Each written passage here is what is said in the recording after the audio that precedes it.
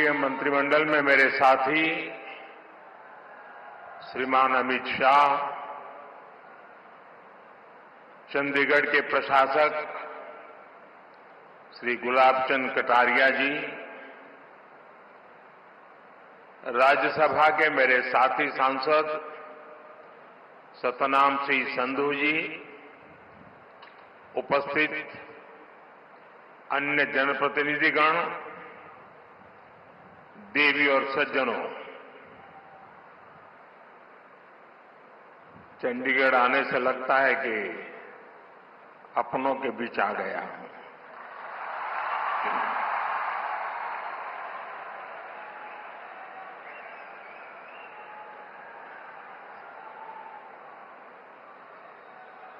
चंडीगढ़ की पहचान शक्ति स्वरूपा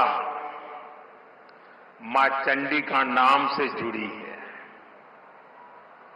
मां चंडी यानी शक्ति का वह स्वरूप जिससे सत्य और न्याय की स्थापना होती है।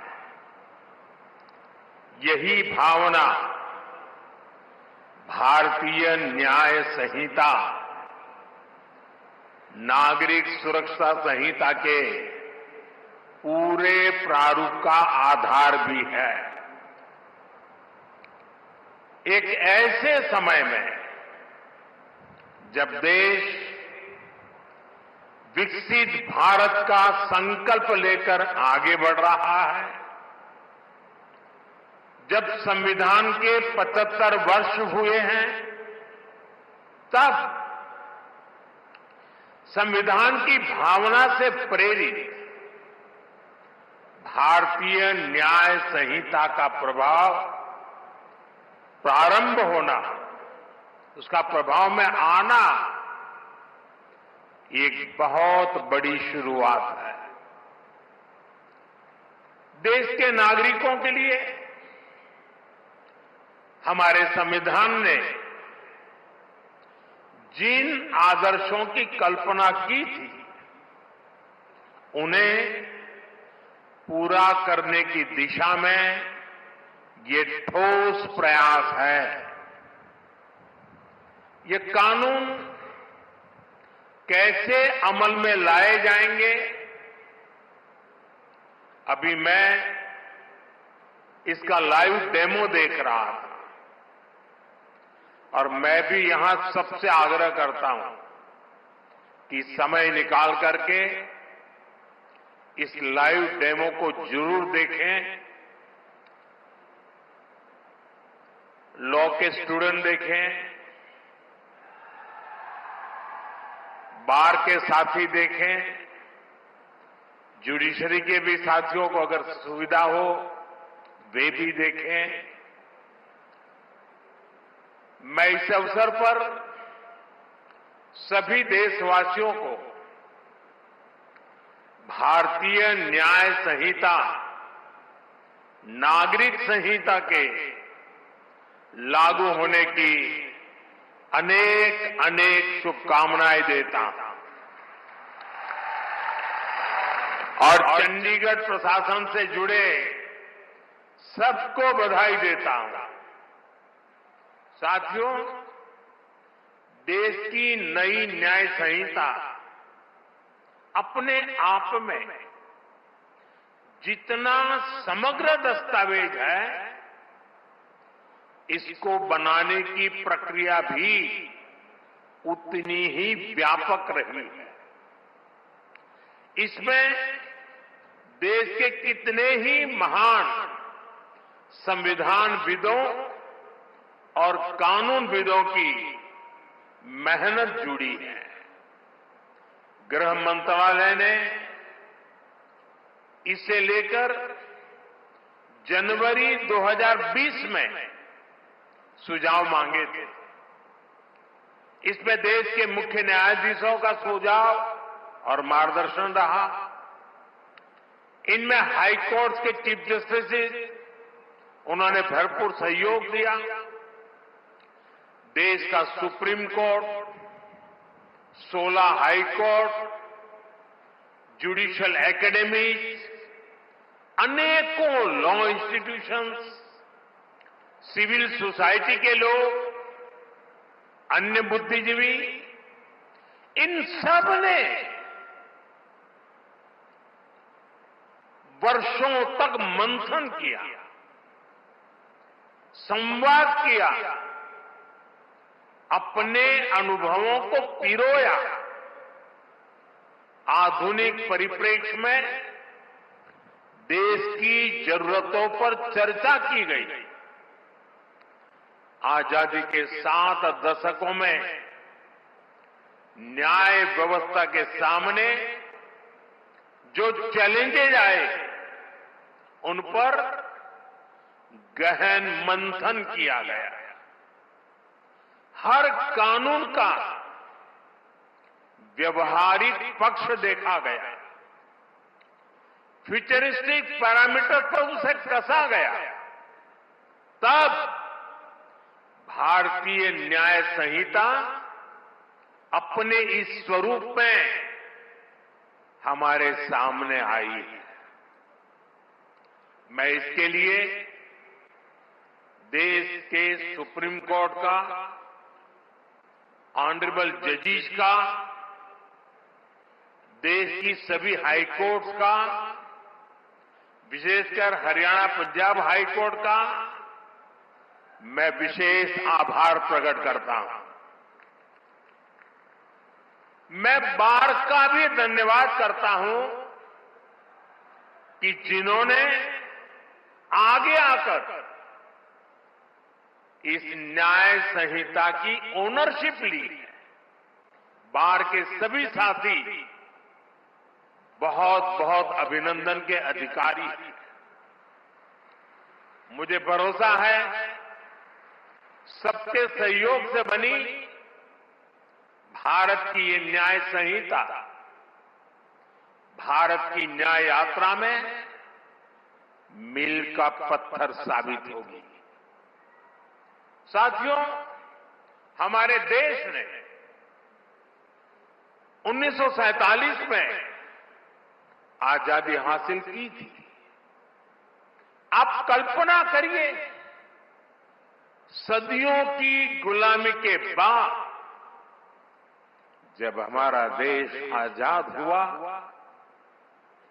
पीढ़ियों के इंतजार के बाद, लक्षावधि लोगों के बलिदानों के बाद जब आजादी की सुबह आई, तब कैसे कैसे सपने थे, देश में कितना उत्साह था। देशवासियों ने भी सोचा था अंग्रेज गए हैं तो अंग्रेजी कानूनों से भी मुक्ति मिलेगी।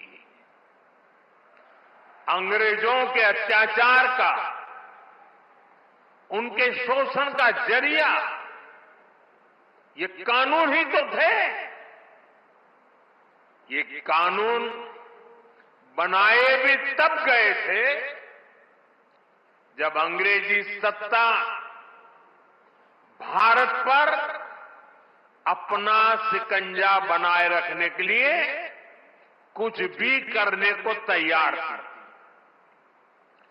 1857 में, और मेरे नौजवान साथियों को मैं कहूंगा याद रखिए, 1857 में देश का पहला बड़ा स्वाधीनता संग्राम लड़ा गया। उस 1857 के स्वातंत्र संग्राम ने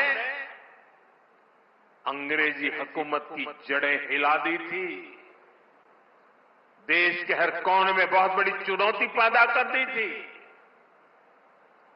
तब जाकर के उसके जवाब में अंग्रेज 1860 में, 3 साल के बाद, इंडियन पिनल कोड यानी आईपीसी लेकर आए। फिर कुछ साल बाद इंडियन एविडेंस एक्ट लाया गया और फिर सीआरपीसी का पहला ढांचा अस्तित्व में आया। इन कानूनों की सोच और मकसद यही था कि भारतीयों को दंड दिया जाए, गुलाम रखा जाए। और दुर्भाग्य देखिए, आजादी के बाद दशकों तक हमारे कानून उसी दंड संहिता और पिनल माइंडसेट के इर्द गिर्द ही घूमते रहे, मंडराते रहे। और जिनका इस्तेमाल नागरिकों को गुलाम मानकर होता था। समय समय पर इन कानूनों में छोटे मोटे सुधार करने के प्रयास हुए, लेकिन इनका चरित्र वही बना रहा। आजाद देश में गुलामों के लिए बने कानूनों को क्यों ढोया जाए, ये सवाल न हमने खुद से पूछा, न शासन कर रहे लोगों ने इस पर विचार करने की जरूरत समझी। गुलामी की इस मानसिकता ने भारत की प्रगति को, भारत की विकास यात्रा को बहुत ज्यादा प्रभावित किया। साथियों, देश अब उस कॉलोनियल माइंडसेट से बाहर निकले, राष्ट्र के सामर्थ्य का प्रयोग राष्ट्र निर्माण में हो, इसके लिए राष्ट्रीय चिंतन आवश्यक था। और इसलिए मैंने 15 अगस्त को लाल किले से गुलामी की मानसिकता से मुक्ति का संकल्प देश के सामने रखा था। अब भारतीय न्याय संहिता, नागरिक संहिता, इसके जरिए देश ने उस दिशा में एक और मजबूत कदम उठाया है। हमारी न्याय संहिता of the people, by the people, for the people की उस भावना को सशक्त कर रही है जो लोकतंत्र का आधार होती है। साथियों, न्याय संहिता समानता, समरसता और सामाजिक न्याय के विचारों से बुनी गई है। हम हमेशा से सुनते आए हैं कि कानून की नजर में सब बराबर होते हैं, लेकिन व्यवहारिक सच्चाई कुछ और ही दिखाई देती है। गरीब, कमजोर व्यक्ति कानून के नाम से डरता था। जहां तक संभव होता था वो कोर्ट, कचहरी और थाने में कदम रखने से डरता था। अब भारतीय न्याय संहिता समाज के इस मनोविज्ञान को बदलने का काम करेगी। उसे भरोसा होगा कि देश का कानून समानता की, इक्वालिटी की गारंटी है।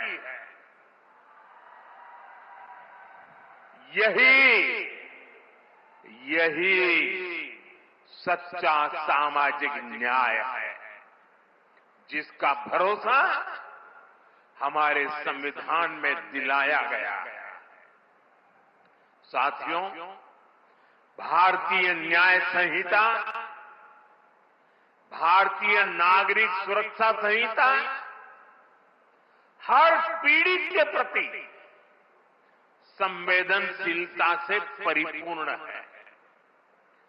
देश के नागरिकों को इसकी बारीकियों का पता चलना ये भी उतना ही आवश्यक है। इसलिए मैं चाहूंगा आज यहां चंडीगढ़ में दिखाए लाइव डेमो को हर राज्य की पुलिस को अपने यहां प्रचारित प्रसारित करना चाहिए। जैसे शिकायत के 90 दिनों के भीतर पीड़ित को केस की प्रगति से संबंधित जानकारी देनी होगी। ये जानकारी एसएमएस जैसी डिजिटल सेवाओं के जरिए सीधे उस तक पहुंचेगी। पुलिस के काम में बाधा डालने वाले व्यक्ति के खिलाफ एक्शन लेने की व्यवस्था बनाई गई है। महिलाओं की सुरक्षा के लिए न्याय संहिता में एक अलग चैप्टर रखा गया है। वर्क प्लेस पर महिलाओं के अधिकार और सुरक्षा, घर और समाज में उनके और बच्चों के अधिकार, भारतीय न्याय संहिता ये सुनिश्चित करती है कि कानून पीड़िता के साथ खड़ा हो। इसमें एक और अहम प्रावधान किया गया है। अब महिलाओं के खिलाफ बलात्कार जैसे घृणित अपराधों में पहली हियरिंग से 60 दिन के भीतर चार्ज फ्रेम करने ही होंगे। सुनवाई पूरी होने के 45 दिनों के भीतर भीतर फैसला भी सुनाया जाना अनिवार्य कर दिया गया है। ये भी तय किया गया है कि किसी केस में 2 बार से अधिक स्थगन एडजमेंट नहीं लिया जा सकेगा। साथियों, भारतीय न्याय संहिता का मूल मंत्र है सिटीजन फर्स्ट। ये कानून नागरिक अधिकारों के प्रोटेक्टर बन रहे हैं, ईज ऑफ जस्टिस का आधार बन रहे हैं। पहले एफआईआर करवाना भी कितना मुश्किल होता था, लेकिन अब जीरो एफआईआर को भी कानूनी रूप दे दिया गया है। अब उसे कहीं से भी केस दर्ज कराने की सहूलियत मिली है। एफआईआर की कॉपी पीड़ित को दी जाए, उसे ये अधिकार दिया गया है। अब आरोपी के ऊपर कोई केस अगर हटाना भी है तो तभी हटेगा जब पीड़ित की सहमति होगी। अब पुलिस किसी भी व्यक्ति को अपनी मर्जी से हिरासत में नहीं ले सकेगी। उसके परिजनों को सूचित करना ये भी न्याय संहिता में अनिवार्य कर दिया गया। भारतीय न्याय संहिता का एक और पक्ष है उसकी मानवीयता, उसकी संवेदनशीलता। अब आरोपी को बिना सजा बहुत लंबे समय तक जेल में नहीं रखा जा सकता। अब 3 वर्ष से कम सजा वाले अपराध के मामले में गिरफ्तारी भी हायर अथॉरिटी की सहमति से ही हो सकती है। छोटे अपराधों के लिए अनिवार्य जमानत का प्रावधान भी किया गया है। साधारण अपराधों में सजा की जगह कम्युनिटी सर्विस का विकल्प भी रखा गया। ये आरोपी को समाज हित में सकारात्मक दिशा में आगे बढ़ने के नए अवसर देगा। फर्स्ट टाइम ऑफेंडर्स के लिए भी न्याय संहिता बहुत संवेदनशील है। देश के लोगों को ये जानकर भी खुशी होगी कि भारतीय न्याय संहिता के लागू होने के बाद जेलों से ऐसे हजारों कैदियों को छोड़ा गया है जो पुराने कानूनों की वजह से जेलों में बंद थे।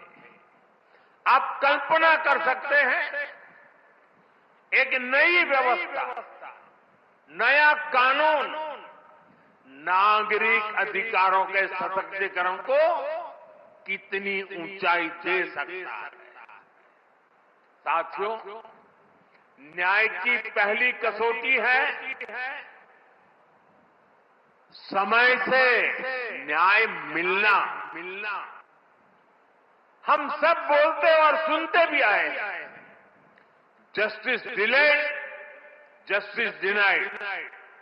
इसलिए भारतीय न्याय संहिता, नागरिक सुरक्षा संहिता के जरिए देश ने त्वरित न्याय की तरफ बड़ा कदम उठाया है। इसमें जल्दी चार्जशीट फाइल करने और जल्दी फैसला सुनाने को प्राथमिकता दी गई है। किसी भी केस में हर चरण को पूरा करने के लिए समय सीमा तय की गई है।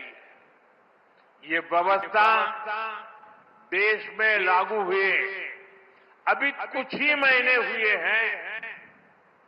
इसे परिपक्व होने के लिए अभी समय चाहिए, लेकिन इतने कम अंतराल में ही जो बदलाव हमें दिख रहे हैं, देश के अलग अलग हिस्सों से जो जानकारियां मिल रही हैं, वे वाकई बहुत संतोष देने वाली है, उत्साहजनक है।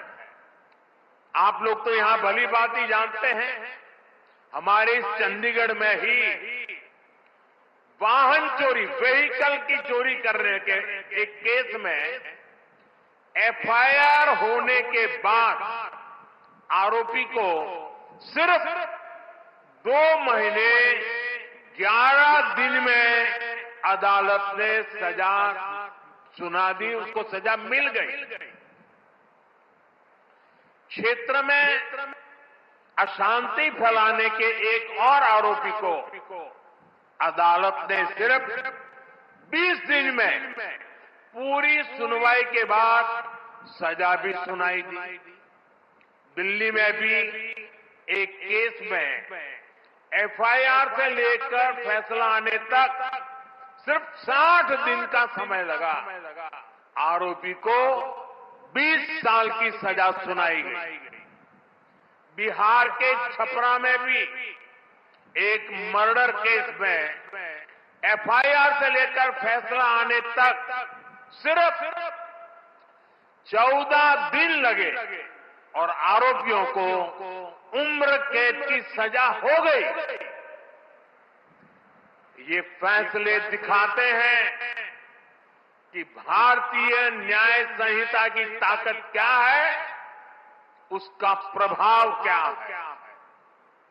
ये बदलाव दिखाता है कि जब सामान्य नागरिकों के हितों के लिए समर्पित सरकार होती है, जब सरकार ईमानदारी से जनता की तकलीफों को दूर करना चाहती है, तो बदलाव भी होता है और परिणाम भी आते हैं। मैं चाहूंगा कि देश में इन फैसलों की ज्यादा से ज्यादा चर्चा हो, ताकि हर भारतीय को पता चले कि न्याय के लिए उसकी शक्ति कितनी बढ़ गई है। इससे अपराधियों को भी पता चलेगा कि अब तारीख पर तारीख के दिन लद गए हैं। साथियों, नियम और या कानून तभी प्रभावी रहते हैं जब समय के मुताबिक प्रासंगिक। आज दुनिया इतनी तेजी से बदल रही है, अपराध और अपराधियों के तौर तरीके बदल गए हैं। ऐसे में 19वीं शताब्दी में जड़े जमाए कोई व्यवस्था कैसे व्यवहारिक हो सकती थी। इसलिए हमने इन कानूनों को भारतीय बनाने के साथ साथ आधुनिक भी बनाया। यहां अभी हमने देखा भी कि अब डिजिटल एविडेंस को भी कैसे एक महत्वपूर्ण साक्ष्य के रूप में रखा गया। जांच के दौरान सबूतों से छेड़छाड़ न हो, इसके लिए पूरे प्रोसेस की वीडियोग्राफी को अनिवार्य किया गया। नए कानूनों को लागू करने के लिए ई साक्ष्य, न्याय श्रुति, न्याय सेतु, ई समान पोर्टल जैसे उपयोगी साधन तैयार किए गए हैं। अब कोर्ट और पुलिस की तरफ से सीधे फोन पर इलेक्ट्रॉनिक मीडियम से सम्मन सर्व किए जा कर सकते हैं। विटनेस के स्टेटमेंट की ऑडियो वीडियो रिकॉर्डिंग भी की जा सकती है। डिजिटल एविडेंस भी अब कोर्ट में मान्य होंगे, वो न्याय का आधार बनेंगे। उदाहरण के तौर पर चोरी के मामले में फिंगरप्रिंट का मिलान, बलात्कार के मामलों में डीएनए सैंपल का मिलान, हत्या के केस में पीड़ित को लगी गोली और आरोपी के पास से जब्त की गई बंदूक के साइज का मैच, वीडियो एविडेंस के साथ ये सब कानूनी आधार बनेंगे। साथियों, इससे अपराधी के पकड़े जाने तक अनावश्यक समय बर्बाद नहीं होगा। ये बदलाव देश की सुरक्षा के लिए भी उतने ही जरूरी थे। डिजिटल साक्ष्यों और टेक्नोलॉजी के इंटीग्रेशन से हमें आतंकवाद के खिलाफ लड़ने में भी ज्यादा मदद मिलेगी। अब नए कानूनों में आतंकवादी या आतंकी संगठन कानून की जटिलताओं का फायदा नहीं उठा सकेंगे।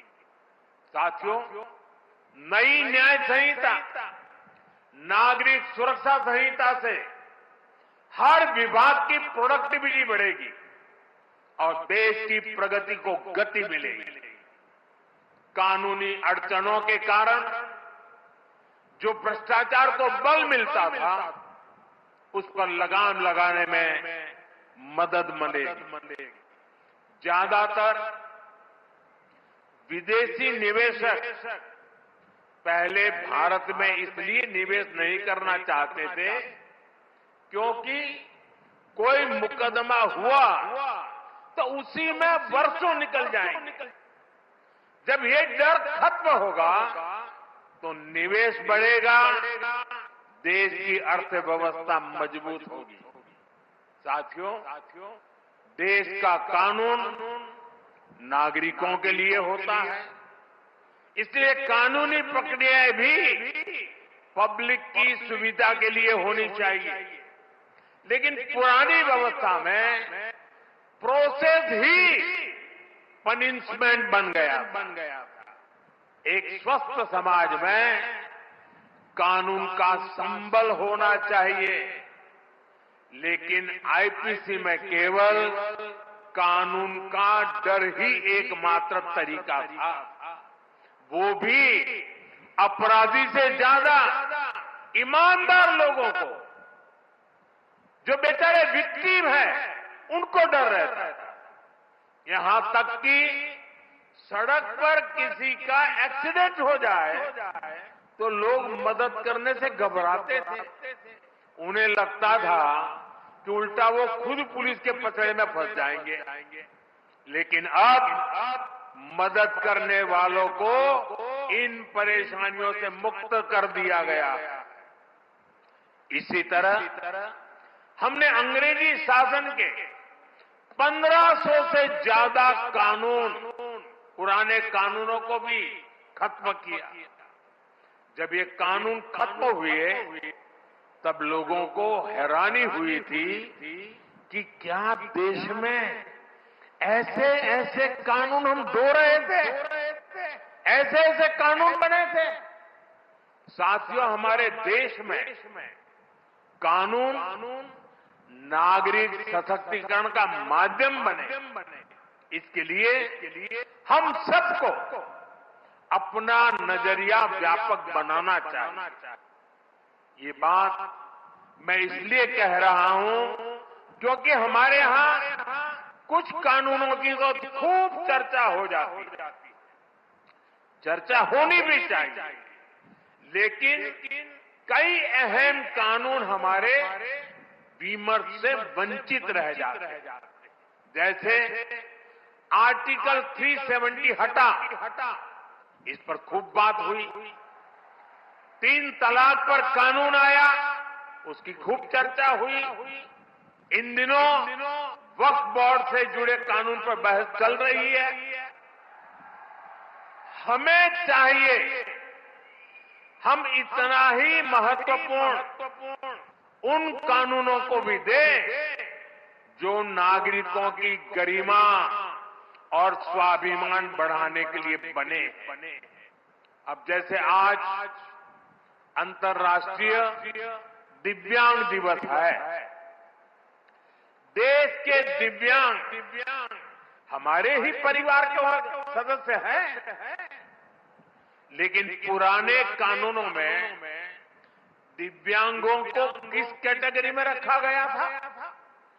दिव्यांगों के लिए ऐसे ऐसे अपमानजनक शब्दों का प्रयोग किया गया था जिन्हें कोई भी सभ्य समाज स्वीकार नहीं कर सकता। हमने ही सबसे पहले इस वर्ग को दिव्यांग कहना शुरू किया।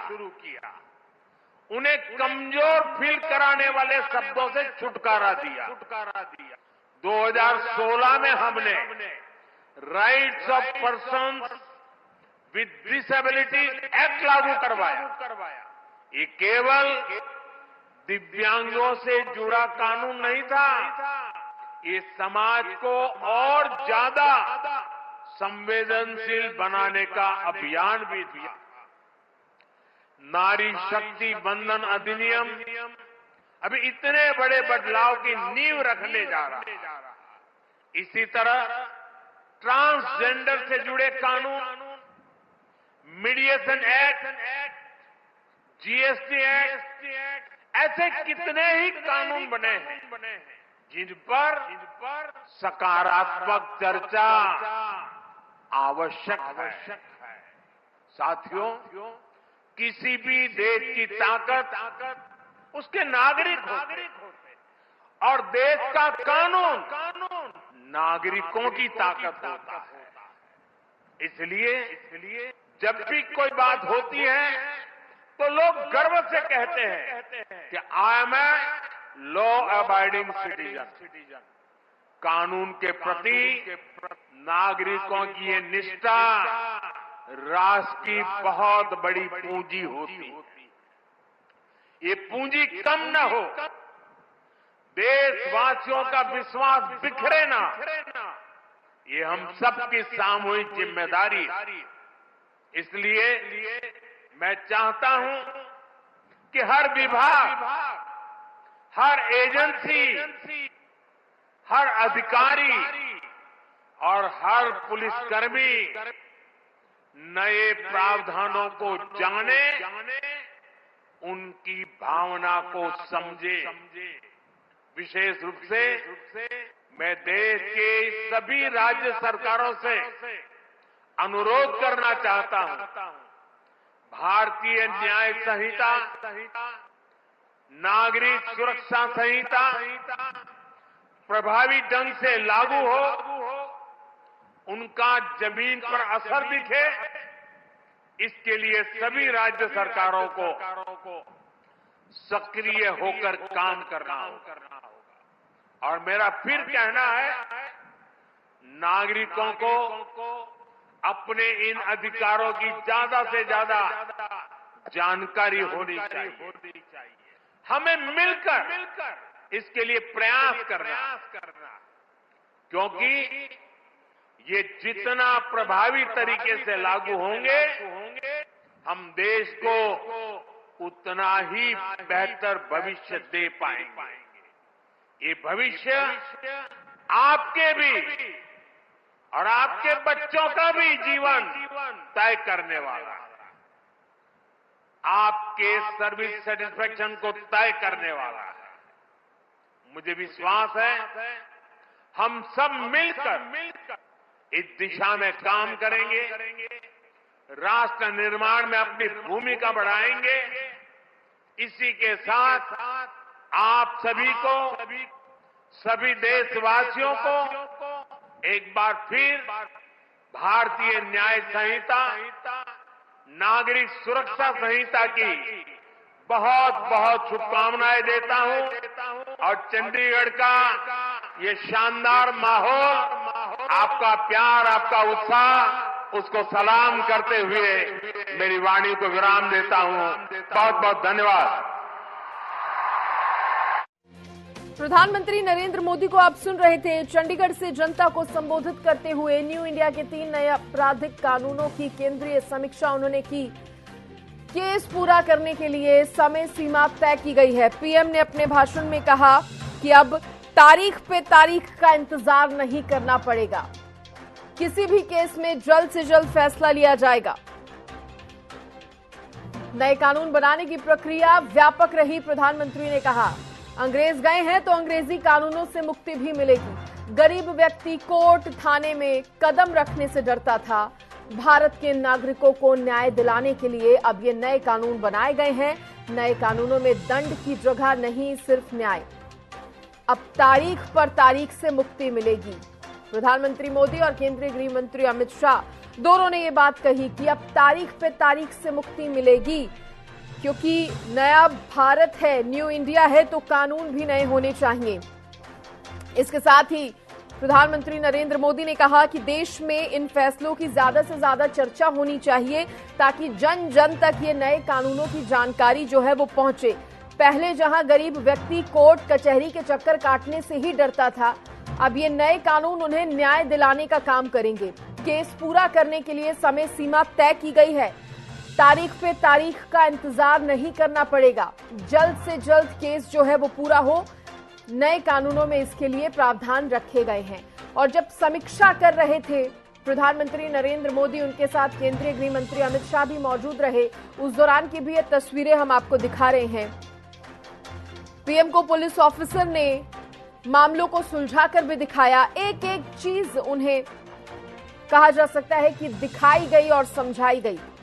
इसके लिए एक पूरा सेटअप भी तैयार किया गया। ये आप तस्वीरें जो आप देख पा रहे हैं, पूरा सेटअप तैयार हुआ, बल्कि एक केस जो है उसको भी कहा जा सकता है, एक केस को चलाकर पूरा दिखाया गया कि किस तरह से कोई केस अगर आएगा तो उसमें न्याय कितनी जल्दी मिल पाएगा। इन 3 नए कानूनों से अब लोगों को कहा जा सकता है लाभ होगा, सुविधा मिलेगी। अब तारीख पे तारीख का इंतजार नहीं करना पड़ेगा इंसाफ पाने के लिए।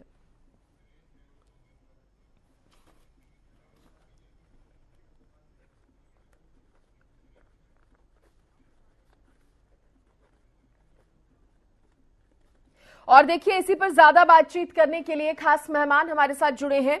बीजेपी प्रवक्ता विदु रावल जी मेरे साथ जुड़ गए हैं और कांग्रेस के प्रवक्ता सुरेश रोड जी मेरे साथ जुड़ गए हैं। आप दोनों का स्वागत है। विदु रावल जी, सबसे पहले मैं आपसे ही जानना चाहूंगी, क्योंकि अभी हम प्रधानमंत्री नरेंद्र मोदी को भी सुन रहे थे, उन्होंने कहा न्यू इंडिया है, कानून भी नए होने चाहिए। अब तारीख पर तारीख का इंतजार नहीं करना पड़ेगा इंसाफ पाने के लिए। देखिए, कहा जाता है कि justice delayed is justice denied. किस प्रकार से हम लगातार देखते रहे हैं कि कानून जी, क्या मेरी आवाज आ रही है? बिल्कुल आपकी आवाज आ रही है। हम लगातार देखते रहे हैं कि किस प्रकार से फरियादी जो है न्यायालयों के अंदर चक्कर काटते रहते हैं न्याय के लिए, और जब तक न्याय मिलता है कई बार तो वो फरियादी जो है इस दुनिया में नहीं रहते। इस प्रकार की बहुत सारी व्यवस्था हमने इतने वर्षों तक अंग्रेजों के कानूनों के साथ तहत जो है झेली है। लेकिन जैसे नए भारत की बात है तो नए भारत में नए प्रकार की व्यवस्थाएं जिसमें न्यायालय को भी प्रतिबद्ध किया जाए कि वो समय पर न्याय पूरा करे। उस तहत जो है ये BNS जो है भारतीय न्याय संहिता, जो कि दंड संहिता से अलग होकर न्याय देने की व्यवस्था, यानी कि जूरिस्प्रूडेंस का काम दंड देना ना होकर न्याय करना हो जाए और एक समयबद्ध तरीके से न्याय मिले, ऐसी व्यवस्था हमने बनाई है। सुरेश रोड जी, आपका क्या कहना है इस पर? जिस तरह से 3 नए कानून आए हैं, 3 नए क्रिमिनल लॉ, और आगे आने वाले समय में काफी सुविधा, काफी फायदा इससे भारत के हर नागरिक को होगा। जी सृष्टि जी, हर भारतीय नागरिक का संवैधानिक अधिकार है न्याय को प्राप्त करना। और जो जैसे अभी बात आ रही है कि विलंब हो जाता है न्याय कई बार, तो विदु रावल जी ने भी ठीक कहा, कई बार इतना लेट हो जाता है कि वो दुनिया से ही चले जाते हैं। तो ये तो एक कोई भी हो जो न्याय का हकदार होता है उसको समय पे न्याय मिले, ये सुनिश्चित करना एक अच्छी बात है। तो और कानून में अधिकार भी है नागरिकों का। तो हम तो साथ साथ ये भी चाहेंगे कि न्यायपालिका स्वतंत्र भी रहे।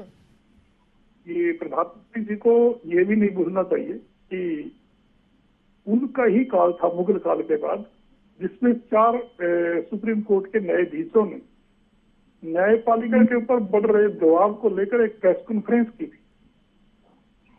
तो न्यायपालिका स्वतंत्र भी होनी चाहिए। आप उसमें ठीक है कि समय पर न्याय मिले, लेकिन न्याय मिले। ये नहीं है कि अगर दबाव होगा तो न्याय भी नहीं मिल पाएगा। तो ज्यादा जरूरत इस बात की है कि न्यायपालिका को स्वतंत्र रूप से उसका काम करने दिया जाए, वो स्वतंत्र हो और जिसका तो हक है उसको न्याय दे। स्वतंत्र नहीं है क्या, आप ये कहना चाह रहे हैं? ये 4 सुप्रीम कोर्ट के न्यायाधीशों ने प्रेस कॉन्फ्रेंस की थी, तमाम दिल्ली का मीडिया था, मैं नहीं कह रहा। सुप्रीम कोर्ट यानी पूरे इंडिया में जो सबसे बड़ी कोर्ट है, और तमाम नेशनल मीडिया तमाम। ये कोई छिपी हुई बात नहीं है, ये कोई कांग्रेस पार्टी के किसी नेता का बयान नहीं मैं बता रहा। ये मैं 4 सुप्रीम कोर्ट के न्यायाधीशों की चिंता जो प्रकट की गई थी उसको बता रहा हूँ। हाँ। हम साथ साथ इस कदम का स्वागत करते हैं अगर आप समय पर न्याय दें, लेकिन मैं इस चिंता से भी, देशवासियों की इस चिंता से भी अवगत कराता हूँ, या एक ऐसे विनम्र निवेदन के साथ ये भी मांग करते हैं कि न्याय भी मिले। जिसका हक न्याय लेने का उसको न्याय मिले, और जिसको सजा होनी चाहिए उसको सजा मिले।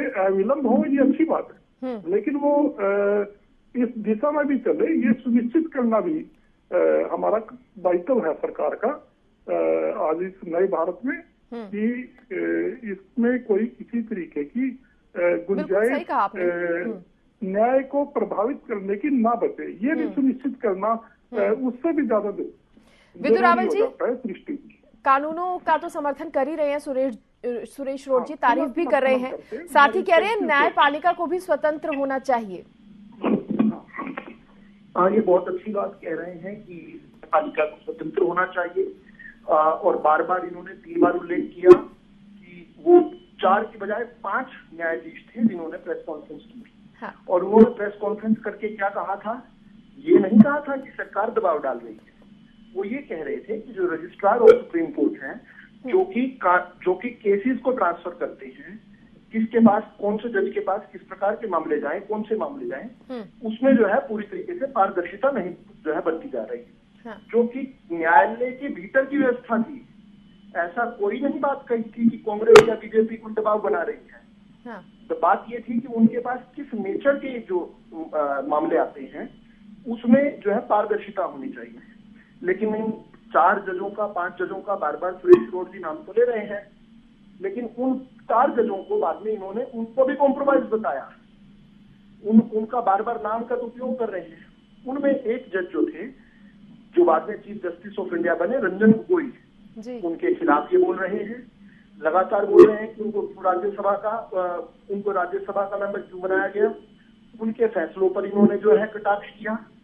उनमें से एक जज जो थे डीवाई चंद्रचूड़ थे, जिनके रिटायर होने के बाद ये पूरी ब्रिगेड लगी हुई है किस प्रकार से उन्हें डिसेंटिवाइज किया जाए, कि उनका अपमान किया जाए। उनके एक एक फैसले जो है बड़ी अलग अलग प्रकार से, ये तो मैं एक बार पूरी कर रहा हूँ बात, मैं एक बार पूरी बात कर रहा हूँ जी। और केवल ये जस्टिस रंजन गोगोई जो चीफ जस्टिस ऑफ इंडिया थे, उनके बारे में उनको ये निष्पक्ष नहीं मानते। उसके बाद जो जस्टिस डीवाई चंद्रचूड़ है, उनको ये निष्पक्ष नहीं मानते। और हैरानी की बात यह है कि रंजन गोगोई से पहले जो जस्टिस मिश्रा थे, उनको भी ये निष्पक्ष नहीं मानते। ये निष्पक्ष किसको मानते हैं बताऊं? ये निष्पक्ष मानते हैं असम हाईकोर्ट के जज थे कांग्रेस के जमाने में, जिनका नाम है बहरुल इस्लाम। ठीक है, थोड़ा समय की कमी है, खत्म कर रहा हूं। चलिए ठीक है, समय की कमी है। उन्होंने न्यायपालिका को स्वतंत्र होना चाहिए इस बात का जिक्र किया, और उन 5 जजेस का भी जिक्र किया जिसका जवाब आपने दिया। चलिए ठीक है, लेकिन स्वागत योग्य ये तीनों कानून है